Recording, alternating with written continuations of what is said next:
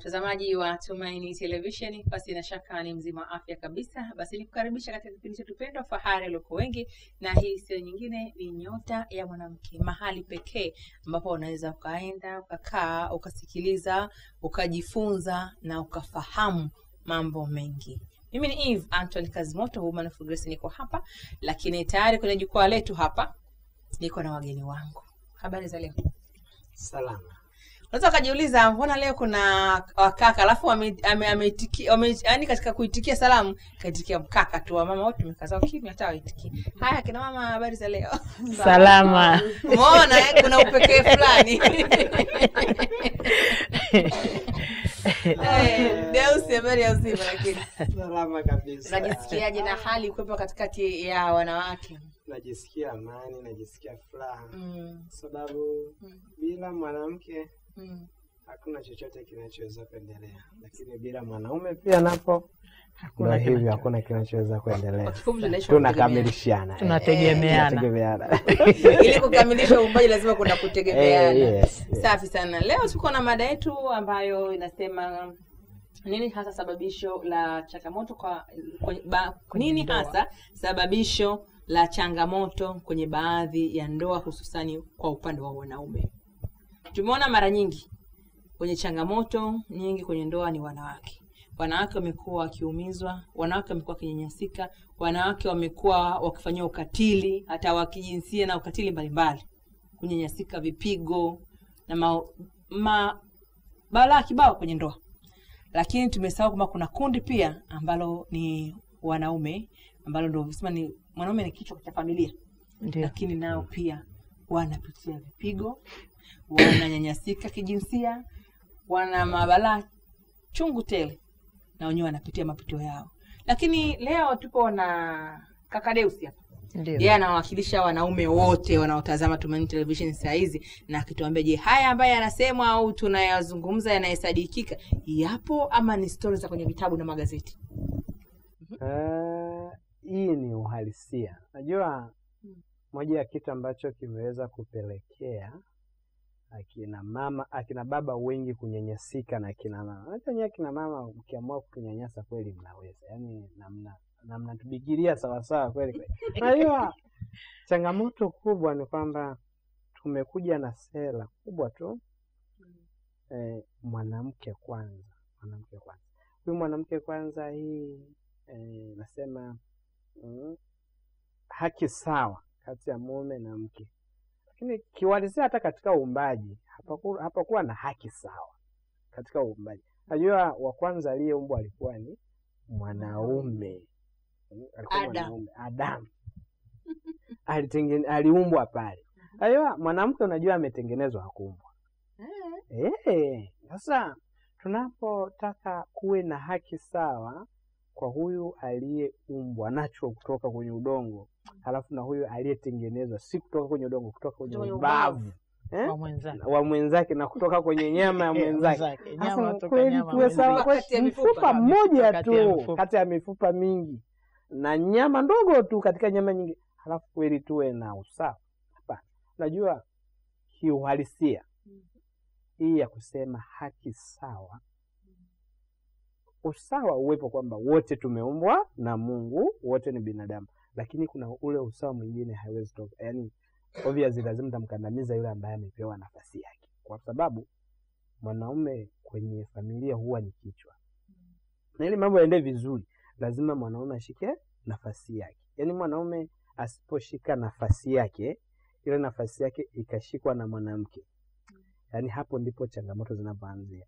Na familia nyingi akina baba wengi ambao wamenyanyaswa ni pale, wanaonyanyasika ni pale mama ameshika nafasi ya baba. Yaani anaishikilia sasa, anakalia pale kwenye usukani, yeye ndiye anayeendesha familia sasa, yani ndo dereva. Wakati dereva anapaswa kuwa mwanaume. Hii inakubalika jamani? Teddy, Stella, Marcina, ni kweli? Yani anavyoongea kwanza, kikubwa kwanza natakiwa utambue kwamba katika ndoa ndoa ni nini? Ndoa ni chombo kinachobeba watu wawili, mnasafiri kwa pamoja. Na ndoa huwa inatoka kwa Mungu. Na kama ndoa inatoka kwa Mungu, inatakiwa ina heshima. Ndoa iheshimiwe na watu wote. Kwa sababu ndoa inapoheshimiwa na watu wote. Kwanza ukiingia kwenye maandiko na Waebrania 13:4 anakuambia ndoa na iheshimiwe na watu wote na malezi yawe safi. Malazi yakiwa ya homo pia bado hapajawa na ndoa. Hapajawa na ndoa.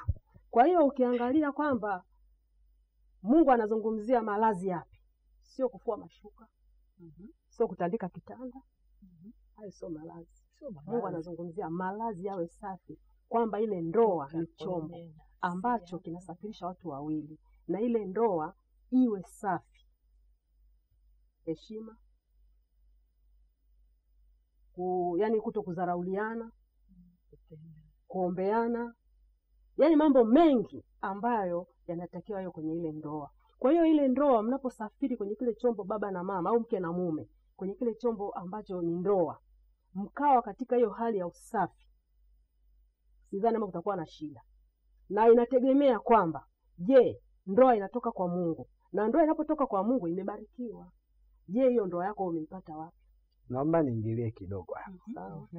Sasa unajua kwenye maisha ya mwanaume na mwanamke, kule wajibu tu ambao hata kwenye maandiko matakatifu ulikoingia, ndio mwanamke anapaswa kumtii mume na mume anapaswa kumpenda. Sasa hapo kuna changamoto ambayo inachanganywa hapa mpaka tunakandamizana.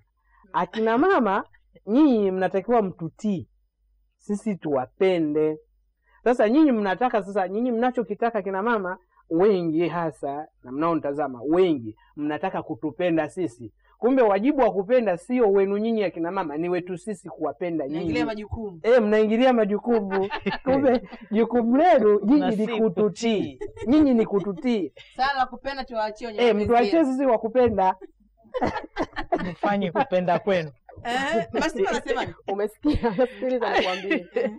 Unavyosema hivyo ni sawa kabisa. Ndio maana tumeingia kwenye maandiko. Na tunapotii maandiko matakatifu ya Mwenyezi Mungu kwamba ndoa inatoka kwa Mungu, inamaanisha kwamba tunapoambiwa mama ni kumtii. Sawa? Kutii, kwanza mimi namshukuru Mwenyezi Mungu. Ameniambia nitii. Naweza nikakutii huku sikupendi. Unaingia hapo moyoni mwangu sina mpango na wewe. Naenda kuweka maji, sina kutii. Naweka maji. Namwandalia kila kitu. Nikutii. Yaani lakini mimi ninakutii. Lakini ninafanya kila kitu. Lakini nimefanya nini? Ninakutii kutokana na najua maandiko. Ninajua ndoa inatoka wapi. Kwa hiyo kazi ya kutii, kwanza Mungu ametupendelea sana, wamama ambao mnatutazama hapa tulipo, kwamba Mungu ametupendelea sana. Kutii ni kazi rahisi sana kuliko kupenda. Unajua uwezi mtazamaji, yani mtangazaji, uwezi eti ukampenda mtu yani kwa unafiki. Kwa kweli hiyo inakuwa ni ngumu. Pendo linaonekana tangu usoni. Uso unatabasamu, unafanya, lakini kumtii mtu mimi naweza nikaja hapa, sikupendi, sikuhitaji, lakini nikakutii. Unaweza ukaingia labda ofisini, ni boss, ndio boss na magoti na nini, lakini huna mpango na boss. Unamtii. Kwa hiyo Mwenyezi Mungu alitupendelea sana wamama. Mungu ametupenda sana kila mama. Lakini kama vyote vinaenda kwa wakati mmoja, kupenda na kutii vyote vinakwenda kwa wakati mmoja, kwa sababu mwanamume ana nafasi ya kupenda kwa mujibu kwenye maandiko. Tukitoka nje ya maandiko, hata kwa maisha ya kawaida tu lazima upende. Mwanamume ndo anapenda. Ndio maana mwanamume anaanza kuapproach, anaanza kumtongoza mwanamke. Mwanamume ndo anamtongoza, lakini mwanamke hatongozi. Si ndio? Ile kwa sasa hivi wameingilia majukumu hayo. Nafikiri pengine labda ni kwa nini wanawake tumeamua kuingilia majukumu ambayo hayatuhusu. Na ndio paka tunafika kwenye chanzo cha changamoto hizi za kupigwa na kunini. Sababu pia kuna wanaume siku hizi tunaona baadhi ya wanaume wanalelewa. Mwanaume anakuwa hataki kufanya majukumu yake. Anataka yeye ndo mama ndo anafanya majukumu ya nyumba, mama asomeshe watoto. Kwa nini usipigwe? Unajua changamoto kubwa ambayo imepelekea sisi kunyanyasika, wanaume wengi kunyanyasika ni wivu. Sasa wivu ziko za aina mbili. Kuna wivu ya kujenga na kuna wivu ya kubomoa. Sasa akina baba wengi tunaonyanyasika tumeingia kwenye wivu za kubomoa. Yaani akina mama hao wamekuwa na wivu kwetu sisi, lakini wivu ya kubomoa. Kwa mfano, sasa hivi akina baba wengi hatuna haki na simu zetu. Kwa nini hamna haki na Sasa kwa nini hatuna haki na simu zetu? Simu zetu zina limitiwa na control, yani na zinaendeshwa na wake zetu. Mke simu inaingia message, anamwambia message ya nani? Yaani message inaingia kule na yaani message inaingia kwenye simu ina vibrate labda na yeye ana vibrate kutaka kuangalia kuna nini. Au simu inapigwa, pokea. Kuna nini huko? Ndio? Sasa inategemea. Unajua sasa kina baba tuna hali fulani kitu kimoja, kuna vitu hapa tunachanganyaga. Kuna kitu tunakiita kupenda. Yaani obviously haya si maji. Kwa mfano hii ile tunda hii parachichi. Parachichi siwezi kusema nalipenda kwa kuliona. Ndio? Yaani ile mara kwanza naliona, mbona lina rangi nzuri, ndio? Hapo hili parachichi limefanyaje? Limenivutia kwa kuona kwa macho. Kwa kuliona kwa macho. Sasa likishanivutia mimi naanza kulitafuta. Hili parachichi labda ni ya kutoka wapi? Bukoba, Moshi, ndio?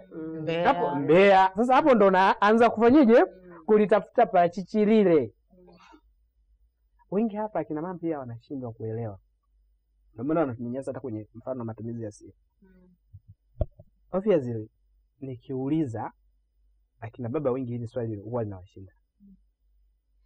Hivi kati ya kupenda mke au hata nyinyi akina mama niwaulize. Mume wako kati ya kukupenda na kukutamani alitangulia kipi? Kunitamani. Obviously alifanyaje? Alikutamani, lakini sio alikutamani kwanza. Alivutiwa na wewe na alivutiwa kwa kukuona, ule muonekano wa nje akaanza kukufuatilia. Ndio?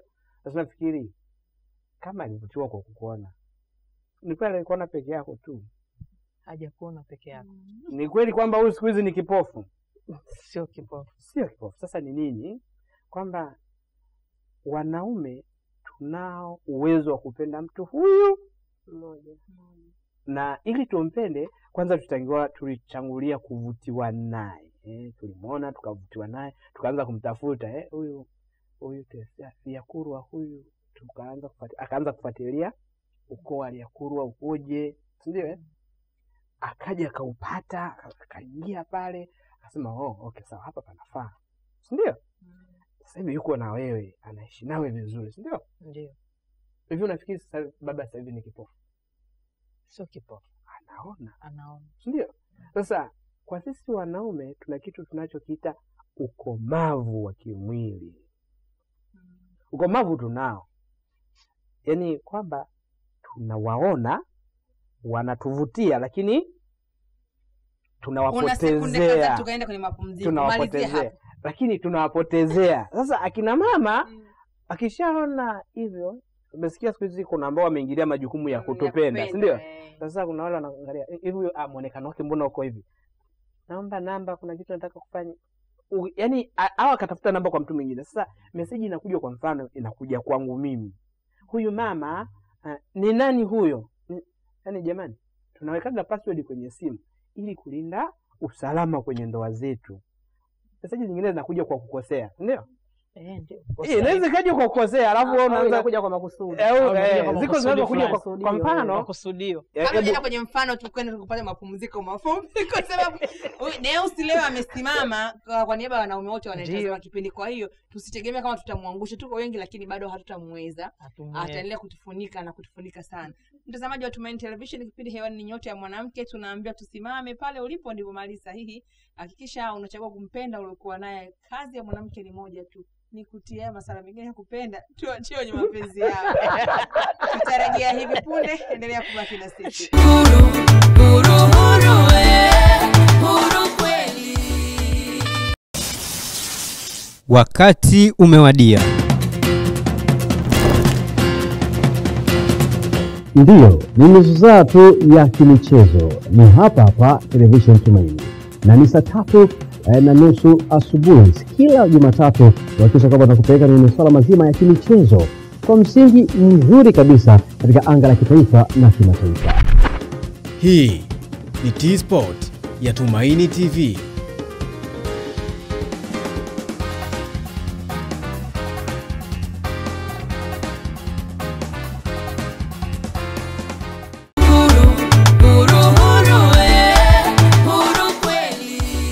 Na mtazamaji, tumerejea tena katika ungo wetu ya pili na ya mwisho. Kipindi hewani ni Nyota ya Mwanamke, mahali pekee ambapo unaweza kukaa ukatazama, ukasikiliza, ukajifunza na ukapata kitu kizuri cha kuishi katika maisha yako. Leo tuna mada yetu ambayo inasema nini sababisho la changamoto ya migogoro ya ndoa kwa baadhi ya wanaume. Inaonekana wanaume wengi hapa leo wametetewa hapa kwamba sisi wanawake kazi yetu tunaingilia majukumu ambayo hayatuhusu. Ndio. Nikianza na kwako Teddy. Deusi amesimama kwa kutetea wanaume wenzake. Lakini je, haya Deusi anayosema ni ya kweli? Au sisi wenyewe pia wanawake upole wetu na upendo wetu na mapenzi yetu, si hatutaki kupenda nataka tutamani, tutii. Na au utii wetu ndio unakuwa sababisho la matatizo, sababu miaka ya nyuma tuliona wanawake walinyanyasika, walipigwa, walionewa, lakini leo hakuna mwanamke anayeonewa. Walobaki kwenye kuonewa ni wachache sana. Wala wanaolalamika sio wengi. Sasa hivi madawati sasa hivi kidogo ya jinsia kwa upande wa malalamiko wanawake. Ila kwa wanaume ndo madawati mapya siku hizi paka wana rais wao wa chama cha wanaume. Wacha. Yupo rais wao wa chama cha wanaume, ni chama rasmi sasa kipo kinatetea wanaume wanaopigwa. Wanasema ni chama cha wanaume wanaopitia changamoto kwenye ndoa. Kwenye ndoa. Ngoja nasema changamoto, sio vipigo. Changamoto ikoje? Mimi ninavyoona, mimi niko upande wa Deusi. Wanaume wengi wananyanyasika. Kwa kweli wanaume wananyanyasika mtangazaji. Mwanaume anaweza karudi kazini na sijaliwe. Mwanaume anaweza kaongea kitu mwanamke asimsikilize. Mwanamke anaweza kaamua siku ya Jumamosi watu wote wako nyumbani, baba na mama wako nyumbani na watoto. Badala kutengeneza kitu cha maana ile siku ya weekend. Mama anaongea kuanzia asubuhi mpaka jioni, anaongea yeye tu. Hakuna radio na TV. Hakuna radio, hakuna TV. Yaani yeye anapita jikoni anaongea. Akirudi sebuleni anaongea. Baba yupo tu. Hata akiongea kitu hasikilizwi. Mtangazaji, wanaume wananyanyasika. Lakini inawezekana pengine chanzo cha kupata stress na kuongea sana ni mwanamke analemewa na majukumu yanamzidi, akiangalia mwenzi wake ambaye alikuwa anapaswa kusimama kama baba, basi asimami kwa nafasi yake. Unakuta unalia na uchusa, yaani nasema ni bora wanawake hatufi mapema kwa sababu tunatoa. Hiyo kutoa inasaidia kuliko kunyamaza. Wanaume wanakufa. Nyamaza nalo linakuumiza sana. Na tunaondoka kweli. Tatizo na tunaondoka. Mwambie kitu. Ni hivi. Anaweza kuwa baba ni mwema ndani ya nyumba. Lakini mama sio mwema. Na hakuna mtu mwenye sumu kali au mtu ambaye anaweza kaharibu na katengeneza kama mama. Nikwambia kitu? Mama anaweza katengeneza familia ikampenda baba. Mama katengeneza familia isimpende baba. Kamwaga sumu. Sisi akina mama sisi. Kwa mama wengi. Baba anasomesha mtoto kuanzia chekechea mpaka chuo kikuu. Wewe kazi yako kupewa hela, mpe ada. Hela hii ada. Wewe humwambii mama, humwambii yule mtoto kuwa baba katoa ada hii. Chukua hii ada. Mtoto akiomba hela, hela nipate wapi mimi nimetoa nini? Nimetoa ada. Mtoto anajengaje kichwani? Anajenga kwa mama ndio ametoa nini? Ada. Kumbe aliyotoa ada ni nani? Baba. Baba anaondoka asubuhi na rudi usiku. Hela kaacha ya kula. Ada anatoa matumizi ya watoto. Lakini kwa sababu umepitishia kwa mama, watoto hawajui na sumu imeshatengenezwa. Mimi nishatoa hela, unaniomba hela nitoa wapi? Si nimelipaje ada juzi jamani. Sisi bwana jamani, akina mama tujirekebishe jamani. Tuwapende watoto, tuwapende na uweze, tujenge. Tuwajenge mazuri. Tuyajenge mazuri, yale mazuri kwa kina baba. Tuyaongelee kwa watoto. Kwa jamani, baba katoa hela peleka. Ipo hiyo. Na hapo kwa kukuongezea, ndo maana akina baba wengi wakishafikia uzee wanakufa haraka. Kwa nini? Mtoto anatoka huko anakofanya kazi, kasoma kwa nguvu ya nani? Ya baba. Ila alionekana mtoa ada ni nani? Mama. Ni mama. Na mama hakuwahi kumwambia kwamba hii ada inalipwa na baba yako. Yaani baba yako huyo si lolote, mimi bila mimi usingeweza kusoma, si ndio? Sasa mtoto anatoka huko anakotoka, anafika mama anafika anasalimia baba na mama, si ndio? Alafu anaingia anazunguka nyuma, mama yule anako piga na nili, anatoa 50,000, anampa 50,000, anakuja kwa baba anampa shilingi 10,000, alafu baba mimi narudi. Mama akija ile 10,000 mtoto kampa baba, mama akiwa anaona. Mama akija sema mama baba fulani tununue kitu fulani, ile 10,000 ile ila zile 50,000 zake kimya, kakunja kimya. Yaani unaenda sababu nyanyazika, si hivyo tu. Tunaondoka tunaacha. Sasa hapo twende kodi ya mezani pale. Tukitoka tunaacha hela kwa mfano. Unaacha shilingi 10,000. Ama 20,000. Tuchukue tu kawaida, unaacha shilingi 10,000. Ndani kuna mchele, kuna unga, gesi ipo, si ndio?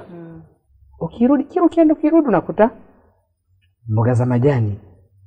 Amebadilisha siku hiyo dagaa, bamia.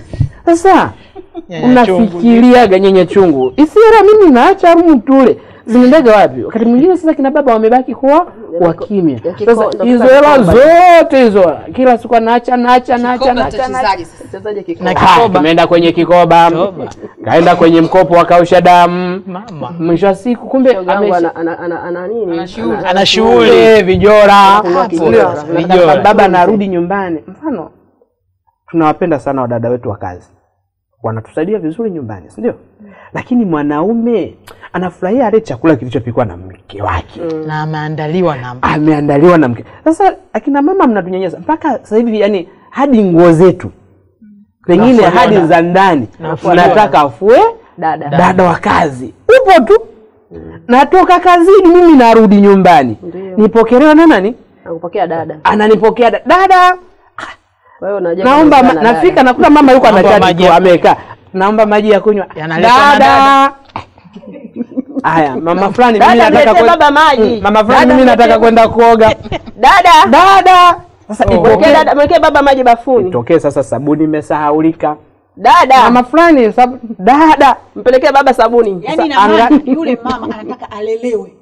Mnatunyanyasa kweli. Lea, yani yule msichana kazi jina lake sasa kishalibadilisha anaitwa Lea. Lea fanya hivi. Lea atakulelea paka baba. Atakulelea. Na ndio maana yake.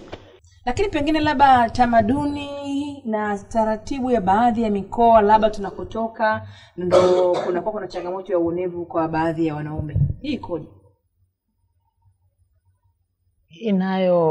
Inaweza kweli ikawa baadhi ya mikoa kunakuwa na changamoto na kuna mikoa mingine ambayo labda inategemea mazingira ya jinsi mnavyoishi.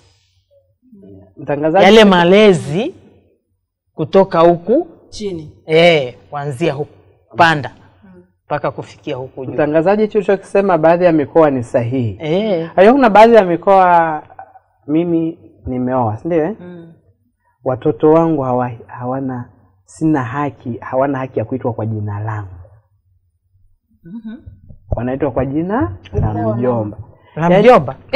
Uko wa mke. Na umeoa ndoa. Na nimeoa ndoa na nimefunga ndoa. Na hiyo ngumu. Sio tu. Sasa mwanangu. Kuna baadhi ya mikoa nimeoa, mke nimemtolea na mahali.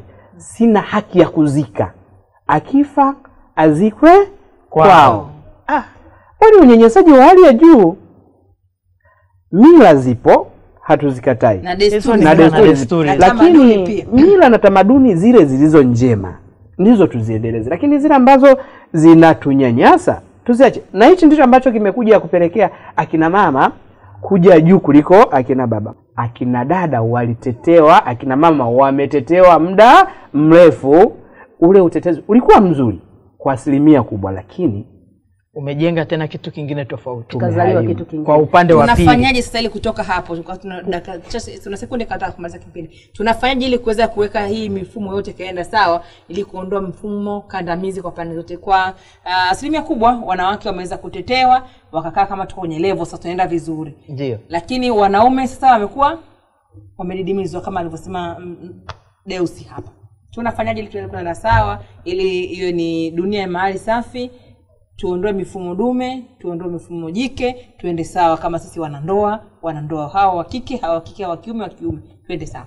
Kwa sana tunamaliza. Mtangazaji, mimi naona hapo cha kufanya kikubwa kabisa kwanza ni kujitambua. Baba ajitambue mimi ni baba, na mama ajitambue mimi ni mama. Na mama ujitambue kwamba mimi majukumu yangu kwanza uwe na heshima ndani ya ndoa. Kuheshimiana. Ukishajua kwamba mimi nimeambiwa nimtii, unapotii na baba anajua kwamba mimi nimeambiwa nipende familia, nimpende mama, nipende watoto.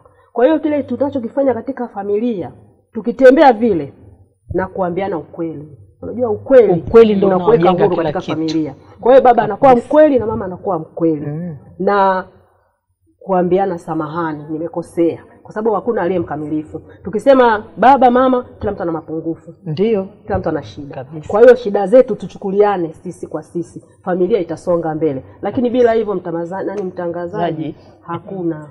Stella amemaliza kwa wanawake, maliza kwa wanaume. Ni kila mtu asimame kwenye nafasi yake. Mume asimame kama mume kwenye familia, mke asimame kama mke. Sasa kila mtu akishasimama, hakuna aliye mkamilifu. Yes. Kuwe na upendo wa kweli. Yeah. Kusameheana pale wanapokoseana. Yeah. Na kwa bahati mbaya hii sasa, na wanaume ngoja ni waguse. Sisi wanaume hatukubali tukikosea kuomba msamaha. Sasa sisi wanaume ifike mahali tujifunze, tujishushe kuomba msamaha. Mwanamke akiomba msamaha anafurahiaga sana. Sio kwamba ni kitu kibaya kuomba msamaha, kwa sababu hakuna aliye kamilifu. Kuombeana kwa uvumilivu, msamaha, hivi ndivyo vinavyokuza hii ndoa iweze kusonga mbele. Lakini akina mama, simameni sehemu yenu, kwa sababu ili nyumba isimame inahitaji nyinyi akina mama. Hata maandiko yamesema mwanamke mpumbavu anaibomoa nyumba yake kwa mikono yake mwenyewe. Asante. Na hakuna nyumba bila mama kabisa. Hii ni nyota ya mwanamke siku leo. Nashukuru sana kwa kuweza kuzungumza na mimi. Muda alikuwa ni mchache, mada ilikuwa ndio inaanza kuwa pambe, lakini yote kwa yote, mwenye macho ameona, mwenye masikio amesikia. Ni wakati wa mtu kuchukua hatua, mambo yakawa mazuri. Asante.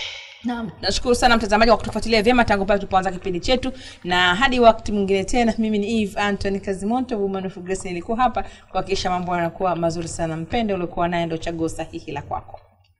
Tushikamane mikono, tusonge mbele, tuko huru. Tushikamane mikono.